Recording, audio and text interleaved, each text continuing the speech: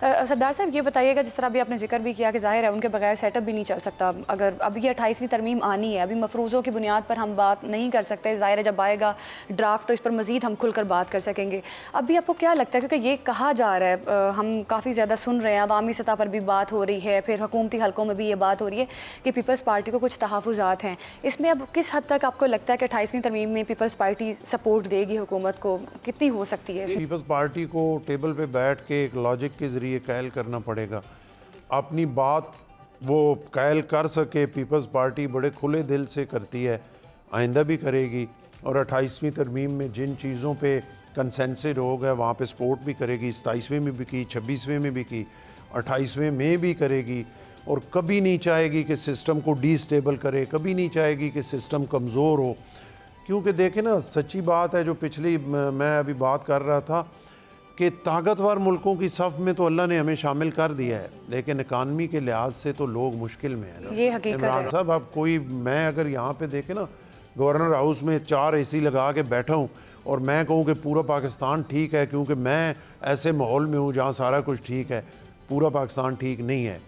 اور غربت جو ہے وہ 22% سے شروع ہوئی، 28%. ابھی کوئی ایک سروے آیا جو 40% سے اوپر ہو گیا. صحیح ہے یا غلط ہے مجھے نہیں یہ پتہ، لیکن یہ حقیقت ہے کہ لوگ مشکل ہیں، لوگوں کے لیے گزارا مشکل ہے. 53 روپے کا بجلی کا یونٹ جو ہے وہ بات کرنا آسان ہے، ٹھیک ہے، ہم کہیں گے کہ جی ملک کی اکانومی کو ٹھیک کرنے کے لیے ہم یہ مشکل فیصلے کر رہے ہیں، یہ کر رہے ہیں، لیکن غریب جو ہے، middle class, lower middle class جو ہے وہ مشکل میں ہے.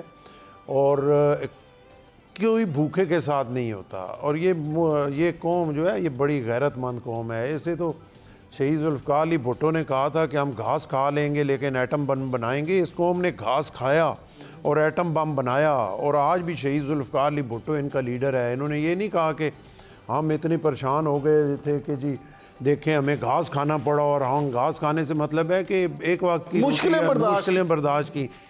لیکن بھٹو صاحب آج بھی لیڈر ہیں. انہوں نے نہیں کہا کہ ہمیں بھوک سے مارا گیا، لیکن انہیں غیرت کی زندگی شہید ذوالفقار علی بھٹو نے سکھائی، یہ پیچھے چلے. آج کے دن بھی یہ پاکستانی قوم یہ چاہتی ہے کہ ہم عزت اور غیرت کی زندگی جئیں اور سر اٹھا کے چلیں.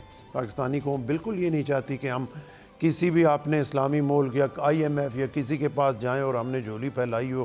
ہم اٹامک کنٹری ہیں، ہمارے سب سے اچھی فرٹائل لینڈ ہے، ہمارے پاس جو ہے خزانے ہیں، ہمارے دریاؤں کے ساتھ سونا بہہ رہا ہے، ہمارے پاس ریکارڈ ایک کا 250 کلومیٹر کا ایریا ہے جو قیمتی دھاتوں سے بھرا ہوا ہے، ہمارے پاس دنیا کا ہر موسم ہے، ہمارے پھل میں وہ شیریں ہے کہ پوری دنیا میں اس کے ساتھ کا ٹیسٹ ہی نہیں ہے. تو اس کے باوجود اگر ہم کشکول اٹھا کے پھرتے رہیں گے تو میرا خیال ہے یہ قوم بیچاری جو ہے نا بھوک برداشت کر لے گی، لیکن یہ نہیں چاہتی کہ ہم کشکول اٹھا کے. اور سچی بات یہ ہے نا، دیکھیں 4 سال ہو گئے ہیں اس گورنمنٹ کو، اب جو ہے وہ اکانومی کی طرف توجہ کی ضرورت ہے اور اس کو ٹھیک کرنے کی ضرورت ہے. اگر ہم اسی پہ بیٹھے رہیں گے کہ سارا ٹھیک ہے تو سارا ٹھیک نہیں ہے. ابھی وقت ایک شارٹ بریک کا، ہمارے ساتھ ہی رہیے گا. Welcome back. سردار صاحب، آپ ماشاءاللہ سے پاکستان کے سب سے بڑے صوبے جس کی تقریباً نصف آبادی ہے اس کے چیف ایگزیکٹو ہیں، وفاق کے نمائندے ہیں، تو آپ حکومت پنجاب کو، محترمہ مریم نواز صاحبہ کو جو کہ چیف منسٹر ہیں، اس بات پہ قائل نہیں کرتے یا انہیں سمجھاتے بتاتے نہیں کہ کس طرح سے پنجاب کی اکانومی کو ٹھیک کیا جا سکتا ہے؟ دیکھیں پنجاب کی اکانومی میں میرے سمجھانے کی تو میں اپنی رائے تو بھیجتا رہتا ہوں اور وہ اس کو کنسیڈر بھی کرتی ہیں. چیف ایگزیکٹو وہ ہیں، اپنا عوام کی نمائندہ ہیں، عوام کے ووٹوں سے آئی ہیں. میں تو ایک وفاق کے نمائندے کے طور پہ یہاں پہ آیا ہوں، ان کا زیادہ حق ہے. اور میرے خیال میں ان کا جو بیک گراؤنڈ ہے خاندانی، ان کے والد صاحب، ان کے چچا، ان کی فیملی، ان کے کزن ادھر چیف منسٹر رہے، پرائم منسٹر رہے، ایک بہت تجربہ ہے ان کو. تو میری رائے تو ضرور میں انہیں بھیجتا رہتا ہوں، لیکن تجربہ ان کا میرے خیال سے میرے سے زیادہ ہے. تو ہم یہ توقع کر سکتے ہیں کہ انہیں ضرور اس چیز کی فکر ہے. اور پنجاب کے حوالے سے جو ہے بہت سارے کام ہو بھی رہے ہیں، بہت سارے ہونے بھی ہیں. اور سب سے امپورٹنٹ جو ہے وہ زراعت پہ توجہ دینے کی بڑی ضرورت ہے. انڈسٹری کی طرف توجہ ہو رہی ہے، وہ مختلف جو ہے وہ انڈسٹریل سٹیٹ بن رہے ہیں، لیکن ابھی پوری طرح وہ، کیونکہ ٹیکس ریٹ اتنے زیادہ ہیں، بجلی کا ریٹ اتنا زیادہ ہے، بہت سارے مسئلے مسائل اتنے زیادہ ہیں کہ پراپر اس طریقے سے ابھی وہ، اور پھر آگے سسٹم ہمارا جو ہے وہ سپورٹ نہیں کر رہا، تو ہنگامی بنیادوں پہ جو ہے وہ ایمرجنسی لگا کے زراعت کے حوالے سے بھی، اور کیونکہ میں تو ذاتی طور پہ یہ سمجھتا ہوں کہ اتنا زبردست ملک ہے، اتنی زبردست زمینیں ہیں، اتنا اپنا نہری نظام ہے دنیا کا ٹاپ کلاس کا، اور دیکھیں گندم بھی ہم امپورٹ کریں، دالیں بھی ہم امپورٹ کریں، چینی پہلے ایکسپورٹ کر دیں، پھر جب مہنگی ہو جائے پھر امپورٹ کریں، تو یہ کمزوریاں تو ہماری ہیں نا۔ اچھا سر، یہ فرمائیے گا سردار صاحب کہ وفاق کو یہ گلا ہے کہ 18ویں ترمیم کے بعد ان کے پاس وسائل کی کمی ہو گئی ہے، صوبوں کے پاس وسائل زیادہ ہیں، اس لیے وفاق جو ہے وہ یہ سمجھتا ہے کہ 28ویں ترمیم میں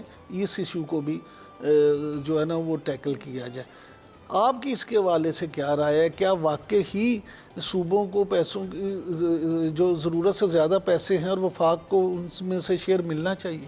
دیکھیں بات یہ ہے نا کہ 18ویں ترمیم سے پہلے ہر جگہ پہ کوئی نہ کوئی اپنا مقامی ایک لوگوں میں تھا کہ ہمارے ساتھ زیادتی ہو رہی ہے، ہمارے صوبے کے ساتھ، ہمارے علاقے کے ساتھ، اور چھوٹی چھوٹی باتیں جو ہیں وہ ایک لمبے عرصے تک آپ اور ہم سنتے رہے۔ سندھو دیش کی، بلوچستان میں، پنجاب کو آپ شاید پورا اس طرح نہیں کہہ سکتے کہ کے پی میں، پشتونستان، فلانا فلانا بہت ساری چلتی رہیں، اور وہ وجہ کیا تھی؟ صوبوں کو گلا تھا کہ محرومیاں ہیں، ہم کو حقوق ہمارے ہیں، ہوتے وفاق کے پاس ہیں۔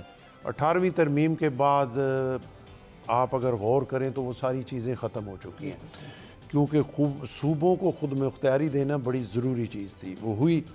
اب اگر اس میں اگر کسی جگہ کچھ زیادہ ہو گیا تو کوئی ضد یا وہ نہیں ہونی چاہیے، میری ذاتی رائے ہے، میں پارٹی کی رائے نہیں دے رہا، میں اپنی رائے دے رہا ہوں، اس پہ بیٹھ کے بات ہونی چاہیے۔ وفاق بھی ہمارا ہے، صوبے بھی ہمارے ہیں، اور بیٹھ کے جو بڑے دماغ ہیں وہ ہر چیز کو ڈسکس کریں۔ ٹھیک ہے، دفاع پہ وفاق نے پیسے لگانے ہوتے ہیں، اور بہت ساری جگہوں پہ وفاق کو ضرورت ہے، تو وفاق کو مضبوط کرنا بھی ضروری ہے اور صوبوں کو مضبوط کرنا بھی ضروری ہے۔ اتنا وفاق کو مضبوط پہلے تھا، اتنا نہ کیا جائے کہ صوبوں میں احساس محرومی پیدا ہو، اور صوبوں کو بھی اتنا تکڑا نہ کر دیا جائے کہ وفاق کے پاس کچھ رہے ہی نہیں۔ اچھا سر، آپ کا تعلق خود کیونکہ ایک پسماندہ علاقے سے ہے اور لاہور سے دور بھی ہے، اس لیے آپ کو تو خود ایک ذاتی تجربہ بھی ہے، آپ کیا سمجھتے ہیں چھوٹے صوبے بننے چاہیے؟ دیکھیں یہ تو اب میں تو ذاتی طور پہ پتہ نہیں کیا سمجھوں، لیکن ایک اوورآل پارٹی کا ڈیسیجن ہے، اس کے ڈسپلن میں میں نے پابند رہنا ہے۔ تو ابھی یہ چھوٹے صوبوں پہ سی میں ڈسکشن ہوئی نہیں، ابھی ہونی ہے، تو میرا خیال ہے اس میں اگر میں رائے موجودہ صورتحال میں نہ دوں تو یہی بہتر ہے۔